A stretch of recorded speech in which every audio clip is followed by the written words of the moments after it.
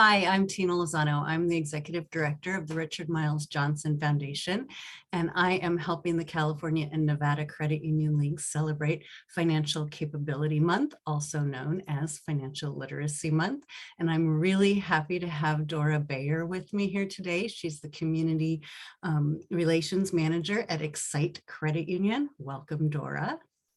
Thank you, Tina. Thank you for having me. And as you mentioned, I work in community relations at Excite, which I like to think of as our philanthropic brand. So we get to work with the community, support local nonprofits, reach those who are historically underserved by financial institutions through things like financial literacy, children's savings accounts, and other special accounts.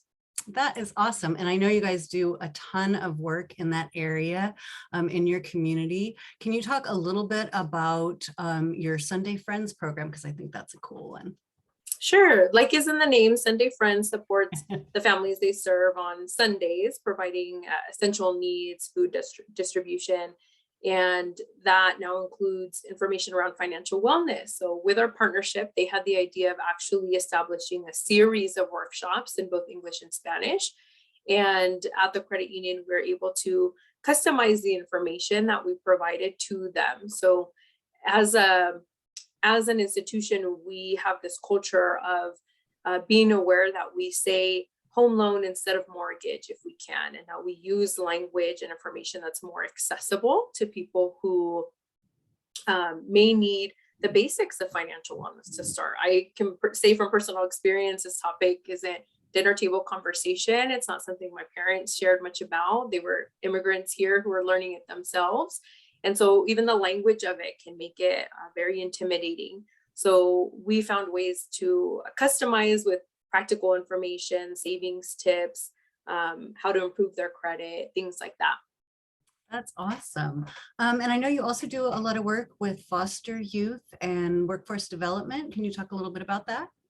Yes. So speaking to the needs of our community, we very much make an effort to serve as much as possible in ways that other financial institutions might not build capacity to. So for example, hearing the needs specifically of foster youth, we created an account that doesn't require a custodian on it, right? A parent or guardian signature on it, with the needs of foster youth specifically in mind. And we partner with organizations like Pivotal to provide internships at the credit union for youth that they support with career and educational development. We support child advocates of Silicon Valley and San Mateo, San Jose Job Corps, Work to Future. I think of San Jose Library Resilience Corps. There's a lot of places where we try to come in again with information that's accessible, that people will say, finally, it actually made sense, and with practical tips. So we'll talk, especially with youth in college or young in their career experience. We'll talk about tips like taking out what's non-essential in order to save, and the importance of saving and reducing their costs and making it feel like it's something that they can do regardless of their income level. That's fantastic. That is a group that so needs that information and that help. So I think it's fabulous that you're working with them. You guys are doing a lot. What's on the horizon? What are you looking forward to next? I think as we're shifting away from virtual, well, that may never go away, but as we're shifting back towards being in person, I look forward to having workshops that are more interactive, that are physically engaging, and the Bite to Future program provides that, and is a sandbox essentially for participants to learn in a safe way. So the idea is they might make a mistake as they're practicing their budget and get themselves into too high a loan, too fancy and expensive of a car that they might pretend to buy, and then they can backtrack and correct themselves. So much better for them to make that type of mistake in a sandbox in the real world.